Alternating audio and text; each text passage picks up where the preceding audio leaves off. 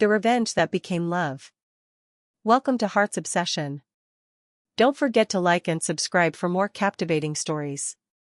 When revenge meets innocence. The auction that changed everything. The grand ballroom of the Riverside Hotel glowed with golden lights hanging from crystal chandeliers. Well-dressed men and women filled the space, their expensive perfumes mixing in the air. Champagne glasses clinked as the charity auction began. Everyone was here to see and be seen, to bid on luxury items while pretending to care about the cause. Marcus Blackwood stood alone near the back, his tall frame wrapped in a perfectly tailored black suit. His dark eyes scanned the room with the coldness of someone who had learned to trust no one. At 32, he was known as the man who turned abandoned buildings into luxury empires. He was feared, respected, and completely alone by choice. Tonight was not about charity for him. Tonight was about revenge. Next item, the auctioneer's voice rang out cheerfully. A stunning handcrafted necklace by emerging designer Isabella Chen. Sterling silver with hand-cut sapphires, inspired by ocean waves at midnight. Marcus's jaw tightened. There it was. The reason he came. A young woman stepped onto the stage, her movements nervous but graceful. Isabella Chen looked nothing like the daughter of a wealthy businessman. Her simple navy dress hung loosely on her thin frame. Her black hair was pulled into a practical bun. But her eyes, those deep brown eyes, held a spark that even poverty had not extinguished. She held up the necklace, and even Marcus had to admit it was beautiful. The silver caught the light like water, and the sapphires seemed to hold tiny universes within them. Starting bid, $500, the auctioneer announced. 1,000, a woman in red called out. 1,500, another voice added. Isabella stood frozen on stage, hope and fear dancing across her face. Marcus watched her carefully, studying every detail. This was Victor Chen's daughter. The daughter of the man who had destroyed his family. $5,000, Marcus said, his deep voice cutting through the room like a blade. Silence fell. People turned to stare. 5,000 was more than 10 times the starting price. Isabella's eyes found his across the crowded room. For a moment, they simply looked at each other. She seemed confused, searching his face for answers. Going once, the auctioneer said excitedly. Going twice. Sold to Mr. Blackwood for $5,000. Applause filled the room, but Marcus barely heard it. He watched Isabella's expression shift from surprise to something like understanding. She knew who he was. And now she knew he was watching. The weight of the past. After the auction, Marcus stood in the quiet gallery where winners collected their items. Isabella approached slowly, carrying a velvet box containing the necklace. Her hands trembled slightly as she held it out. Mr. Blackwood, she said softly. Thank you for your generous bid. The Children's Hospital will be grateful. I didn't do it for them, Marcus replied coldly, taking the box without touching her hands. I did it because I wanted everyone in that room to know that I can buy and discard anything from your family for whatever price I choose. Isabella's face went pale, but she didn't look away. I don't understand. We've never met before. No, Marcus said, stepping closer. But our fathers knew each other very well. Victor Chen and Richard Blackwood. Does that ring any bells?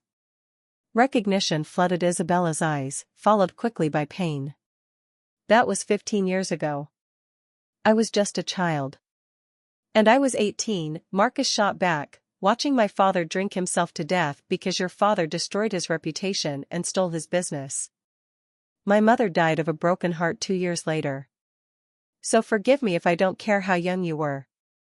Isabella's hands clenched at her sides. My father was innocent. He was framed, and it destroyed him too.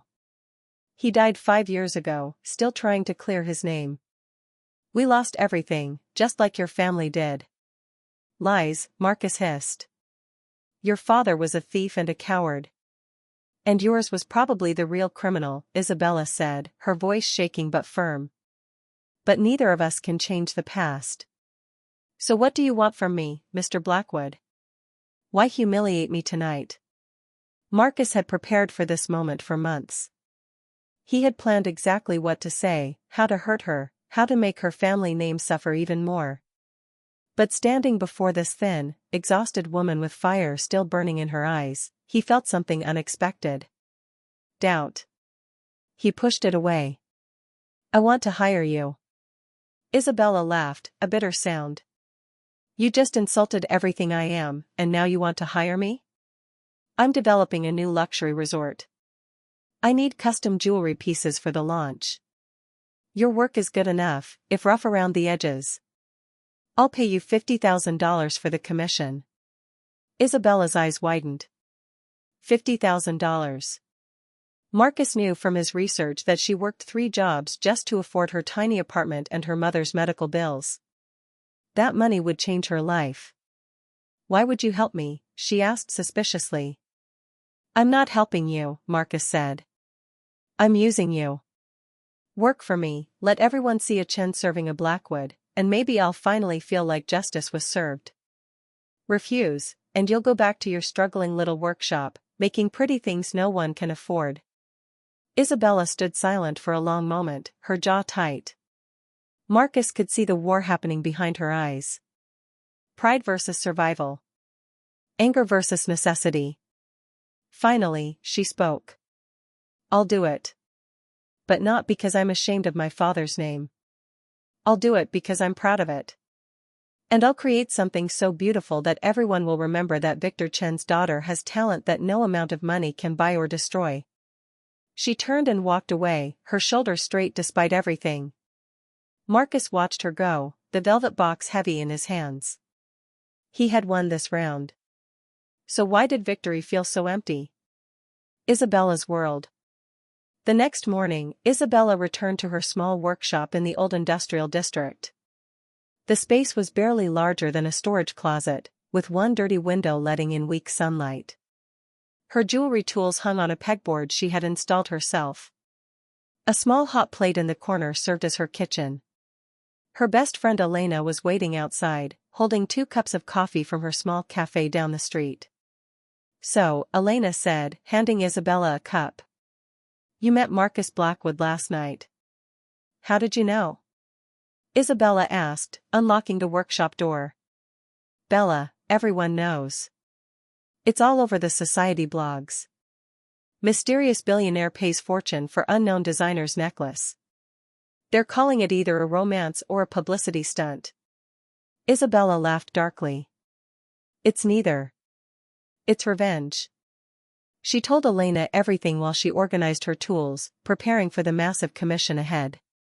Elena listened quietly, her usually cheerful face growing serious. This is dangerous, Elena finally said. Marcus Blackwood is known for destroying people who cross him. If he thinks your father wronged his family, he won't stop until he's made you pay. I know, Isabella admitted, sitting down heavily on her workstool. But Elena, $50,000. That's 2 years of Mom's medical bills. That's enough to finally get her the surgery she needs. I can't turn that down.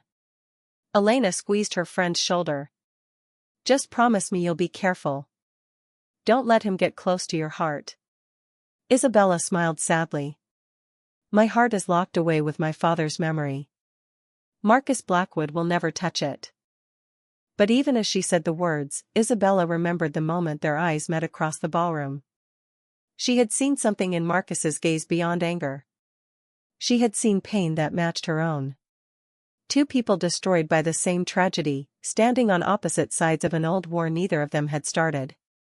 She pushed the thought away and picked up her sketching pencil. She had work to do. Marcus's investigation. In his corner office high above the city, Marcus sat at his mahogany desk, staring at an old photograph.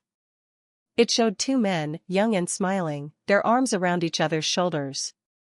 Richard Blackwood and Victor Chen, business partners and best friends, before everything fell apart. His assistant knocked and entered. Sir, I have the files you requested on the Chen family. Marcus took the folder and flipped through it. Bank statements showing the Chin family's fall from wealth to poverty.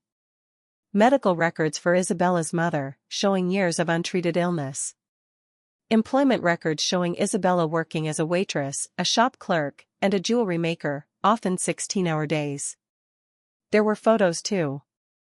Isabella at her father's funeral, her face frozen in grief. Isabella at art school before she had to drop out. Isabella smiling in an old picture, before life had carved away her softness. "Is there anything else, sir?" his assistant asked. "No. Leave me." Alone again, Marcus studied Isabella's face in the photographs. He had expected to feel satisfaction, seeing the Chin family brought low. Instead, he felt something uncomfortable twisting in his chest. His phone buzzed.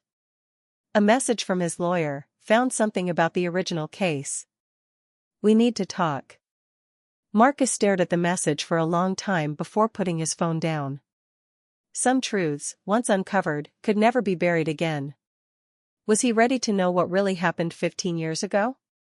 He looked at the photograph of the two young friends again, their smiles innocent and bright. "I'm sorry, Father," he whispered to the image of Richard Blackwood. "But I need to know the truth, even if it destroys everything I believed." The first day of work. 1 week later, Isabella arrived at Blackwood Enterprises headquarters. The building was a tower of glass and steel, so different from her cramped workshop. Security guards checked her identification 3 times before allowing her to the executive floor. Marcus's assistant, a sharp woman named Claire, led Isabella to a private design studio. "Mr. Blackwood had this prepared for you. You'll work here for the duration of the project." Isabella stepped inside and gasped. The space was 3 times the size of her workshop, with floor-to-ceiling windows flooding the room with natural light. Professional jewelry-making equipment lined one wall, all top-of-the-line tools she had only dreamed of using. A design table sat in the center with premium sketching supplies. "This is too much," Isabella breathed. "Mr. Blackwood expects excellence," Claire said crisply. "He'll meet with you this afternoon to discuss the project requirements. In the meantime, make yourself comfortable." After Claire left, Isabella walked slowly around the studio, running her fingers over the smooth surfaces. Despite everything, despite the revenge hanging over her head, she felt a spark of pure joy. This was a space where she could truly create. She sat at the design table and began to sketch, her pencil flying across paper as ideas poured out. She was so focused that she didn't hear the door open. "You work like someone who's been starving," Marcus's voice said from behind her. Isabella jumped, nearly dropping her pencil. She turned to find him watching her with an unreadable expression. "I'm sorry, Mr. Blackwood. I didn't hear you come in." "Don't apologize for being passionate about your work," he said, moving closer to look at her sketches. "Show me what you're thinking." Isabella hesitated, then turned her sketchbook toward him. She had drawn ocean waves transforming into mountain peaks, representing the luxury resort's location between sea and forest. The jewelry pieces would echo both elements, water and earth coming together. Marcus studied the drawings in silence. Isabella watched his face, trying to read his thoughts. Finally, he nodded. "This is good. Better than I expected." "Because you thought a Chin couldn't produce quality work?" Isabella asked, unable to keep the edge from her voice. Marcus's eyes met hers, and for a moment, something like respect flickered there. "Because I thought someone broken by life couldn't still see beauty in it." The words hung between them, honest and vulnerable. Isabella felt her breath catch. This was not the cold, vengeful man from the auction. This was someone else, someone who understood loss. "Beauty is all I have left," Isabella said quietly. "My father taught me that creating something beautiful is an act of hope. Even when everything else is taken away, no one can steal what you make with your own hands." Marcus turned away, walking to the window. "Your father said that?" "Every day," Isabella replied. "Even when we were losing everything. Even when people called him a thief and a liar. He would sit at our kitchen table and create beautiful things from scraps, teaching me that our worth isn't determined by what others say about us. And yet he died without clearing his name, Marcus said, his voice hard again. Some wounds never heal. No, Isabella agreed. But that doesn't mean we stop fighting. I'll clear my father's name someday, Mr. Blackwood. I'll prove he was innocent, even if it takes my entire life. Marcus turned back to face her, and Isabella was startled by the conflict in his eyes. What if you're wrong? What if your father really was guilty? What if yours was? Isabella shot back. The question hung in the air like smoke. Marcus's jaw clenched, but he didn't answer. Instead, he pulled out a contract from his briefcase and placed it on the design table. Sign this. Half the payment up front, half upon completion. You have 3 months. Isabella read through the contract carefully, her years of struggle having taught her to examine every detail. Everything seemed standard except for one clause. What's this about public appearances? She asked. You'll attend the resort opening as the designer. There will be media coverage, interviews. Everyone will know that you worked for me. So people can see a chin serving a Blackwood, Isabella said bitterly. Exactly. Isabella picked up the pen, her hand steady despite the anger coursing through her. I'll sign. But know this, Mr. Blackwood. When people see my work at your resort, they'll see Victor Chen's legacy. They'll see that you needed a Chen to make your project beautiful. You may think this is your revenge, but I'll turn it into my father's redemption. She signed with a flourish and pushed the contract back across the table. Marcus picked it up, studying her signature. You're either very brave or very foolish. I'm the daughter of Victor Chen, Isabella said, standing to face him directly. I'm both. For the first time since they met, Marcus smiled. It was small, barely there, but real. Then this will be interesting. After he left, Isabella returned to her sketches, but her hands were shaking. She had just made a deal with the enemy. She had entered the lion's den willingly.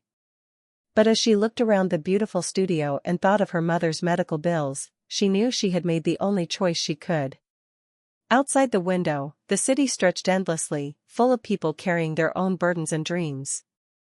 Isabella pressed her palm against the cool glass and made a silent promise to her father's memory.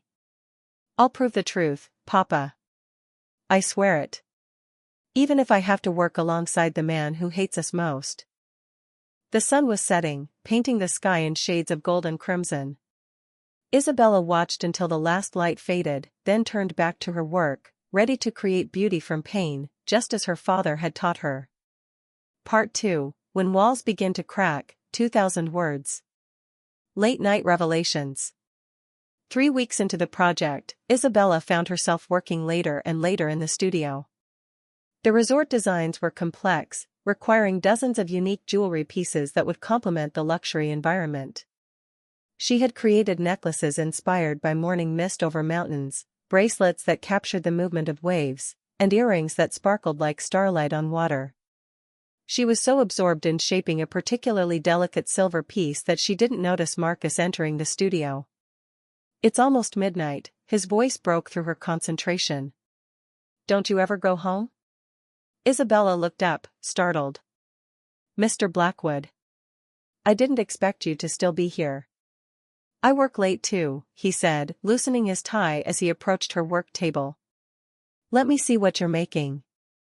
Isabella hesitated, then held up the piece. It was a pendant shaped like a tree, its roots and branches intertwining in an endless pattern. Tiny diamonds dotted the branches like blossoms. The tree of life, Marcus said quietly. Roots reaching down, branches reaching up, both searching for something. You understand, Isabella said, surprised. I understand symbols, Marcus replied. In business, everything is a symbol. Power, wealth, success. All symbols of something deeper we're trying to prove. He pulled up a chair and sat across from her, something he had never done before. Usually, he stayed standing, maintaining distance and authority. This felt different, almost intimate. Why jewelry? He asked. Of all the things you could have done with your life, why this? Isabella set down her tools and considered the question. When I was 7, my father brought home a broken pocket watch. It was from his grandfather, stopped at exactly 3:47. He took it apart piece by piece, cleaned each tiny gear, and put it back together. When it started ticking again, he told me that broken things can be made beautiful if you're patient and careful enough. Jewelry is like that. Taking raw materials and transforming them into something precious. And people? Marcus asked. Can broken people be transformed too? The question caught Isabella off guard. She studied his face in the soft lamplight and saw the exhaustion there, the weight he carried. I think, she said carefully, that people can heal. Not transform, because that suggests becoming someone else. But heal means learning to live with the cracks, maybe even making them part of your beauty. Marcus was quiet for a long moment. Then he stood and walked to the window, his back to her. My father drank himself to death believing he had been betrayed by his best friend, he said, his voice low. Every night, I heard him crying in his study, going through old photographs of happier times. He loved Victor Chen like a brother. When the embezzlement charges came out, it destroyed him more than losing the business. It was the betrayal he couldn't survive. Isabella felt tears prick her eyes. My father was the same. He died trying to prove his innocence, but the evidence against him was overwhelming. Bank records, forged signatures, witness testimonies. It was all there, perfectly arranged to destroy him. But I knew my father. He was incapable of deception. Everyone believes their parents are innocent, Marcus said, but his voice lacked conviction. Yes, Isabella agreed. But not everyone spends 15 years searching for the truth. I've read every document from that case, Mr. Blackwood. I've talked to everyone who would speak to me. And the more I learn, the more I'm convinced someone else orchestrated everything. Someone who wanted both our fathers destroyed. Marcus turned back to her, his expression sharp. What evidence do you have? Nothing concrete, Isabella admitted. Just pieces that don't fit.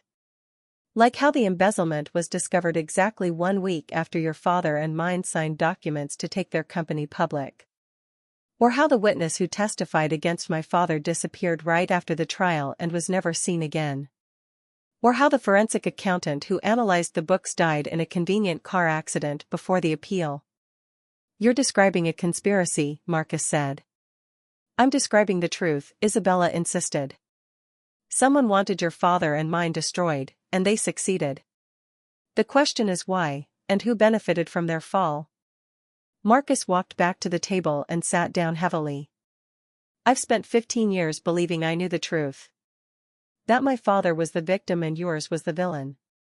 My entire adult life has been built on that belief. And I've spent 15 years believing the opposite, Isabella said softly. But maybe we were both wrong. Maybe we're not enemies, Marcus. Maybe we're both victims of the same crime. It was the first time she had used his first name. The intimacy of it hung in the air between them. If what you're saying is true, Marcus said slowly, then I've been punishing an innocent woman for crimes she never committed. And if it's true, Isabella continued, then we've wasted years hating each other instead of searching for the real guilty party. They sat in silence, the weight of possibilities pressing down on them. Outside, the city lights twinkled like fallen stars. Inside, two people who had been enemies began to see each other as something else entirely. I need to go, Marcus said finally, standing abruptly. It's late. But as he reached the door, he paused and looked back. Isabella, thank you for sharing your father's story. I'm not ready to believe it yet, but I'm willing to listen. After he left, Isabella sat alone in the studio, her heart pounding. Something had shifted tonight. A wall between them had cracked, letting in the first sliver of light. The discovery. 2 days later, Isabella arrived at the studio to find Marcus already there, surrounded by boxes of old documents. What is this? She asked. My father's papers, Marcus said without looking up. I had them pulled from storage. If there's truth to find, it should be here. Isabella's heart leaped. You're investigating? I'm being thorough, Marcus corrected, but his tone was gentler than before. I don't accept theories without evidence. So let's find evidence. They spent the entire day going through documents together. Financial records, letters, contracts, photographs. Marcus ordered food delivered, and they ate while reading, barely noticing what they consumed. As evening approached, Isabella found something that made her freeze. Marcus, look at this. It was a letter, yellowed with age, dated 2 weeks before the embezzlement was discovered. It was from someone named David Morrison to Richard Blackwood. Richard, I'm concerned about Victor's recent behavior. He's been meeting with competitors and making unusual financial transfers. I think we need to audit the books immediately. Trust me on this, old friend. Morrison. David Morrison, Marcus breathed. He was the third partner in the company. He sold his shares right before the scandal broke and moved to Europe. I always thought he was smart to get out before the collapse. Or he was the one who caused the collapse, Isabella said, her hands trembling as she held the letter. Look at the date. This letter was written before any embezzlement occurred. Morrison was planting seeds of suspicion, preparing your father to believe my father was guilty. Marcus grabbed another box and tore it open frantically. There has to be more. If Morrison was setting up Victor, there would be other evidence. They searched with renewed urgency as night fell around them. Hours passed. The cleaning crew came and went. The city below went to sleep and woke up again. Still they searched. Finally, as dawn light began creeping through the windows, Isabella found it. A bank record showing a transfer of $2 million from the company account to an offshore account in Victor Chen's name. But stapled to the back of it, hidden for 15 years, was another document. A power of attorney form, signed by both Richard Blackwood and Victor Chen, giving David Morrison authority to make financial transactions on behalf of the company. He had access, Isabella whispered. Morrison had legal access to move money in my father's name. Marcus took the documents with shaking hands. This doesn't prove he did it. It only proves he could have. But it's more than we had yesterday, Isabella said, tears streaming down her face. It's proof that my father wasn't the only one who could have moved that money. It's reasonable doubt. It's hope. She broke down then, the weight of 15 years of grief and anger finally cracking. Marcus, without thinking, pulled her into his arms. She stiffened, then relaxed against him, sobbing into his shirt. I'm sorry, Marcus said quietly, the words he had never thought he would speak. I'm so sorry, Isabella. For the auction, for the cruelty, for every moment I made you suffer for something you never did. Isabella pulled back, looking up at him with red-rimmed eyes. You didn't know. I should have questioned. I should have investigated before seeking revenge. Instead, I hurt you. We hurt each other, Isabella said. Our father's ghosts hurt us. David Morrison hurt us. But maybe now we can start healing. Marcus reached up and gently wiped a tear from her cheek. The gesture was so tender that Isabella's breath caught. His hand lingered on her face, and she found herself leaning into his touch. Isabella, he said softly, and she heard everything he couldn't say in the way he spoke her name. The space between them shrank. The studio, the documents, the years of pain, all of it faded until there was only this moment. Marcus's hand moved from her cheek to the back of her neck, drawing her closer. Isabella's eyes fluttered closed. Their lips met softly at first, a question and an answer. Then deeper, with all the pent-up emotion of their journey from enemies to this impossible place. When they finally broke apart, both were breathing hard. This is dangerous, Isabella whispered. We shouldn't. I know, Marcus interrupted. But I can't seem to stop myself from falling for you. Isabella's eyes widened. Marcus, we can't. Your whole plan was to hurt me, to get revenge on my family. How can I trust that this is real? I don't know, Marcus admitted. All I know is that somewhere between the auction and now, between hating you and knowing you, everything changed. You're brave and talented and kind despite everything life has thrown at you. You create beauty from pain. You're everything I'm not. You're wrong, Isabella said, her hand resting on his chest. You're brave too. It takes courage to admit you were wrong, to investigate your own father's story, to risk having your entire worldview shattered. That's the kind of bravery that matters. They stood like that, foreheads touching, as the sunrise painted the studio in shades of pink and gold. Outside, the city was waking up to a new day. Inside, two wounded souls had found each other in the wreckage of their past. But even as Isabella let herself hope, a voice in the back of her mind whispered warnings. She had led him close to her heart, the one place she had sworn he would never touch.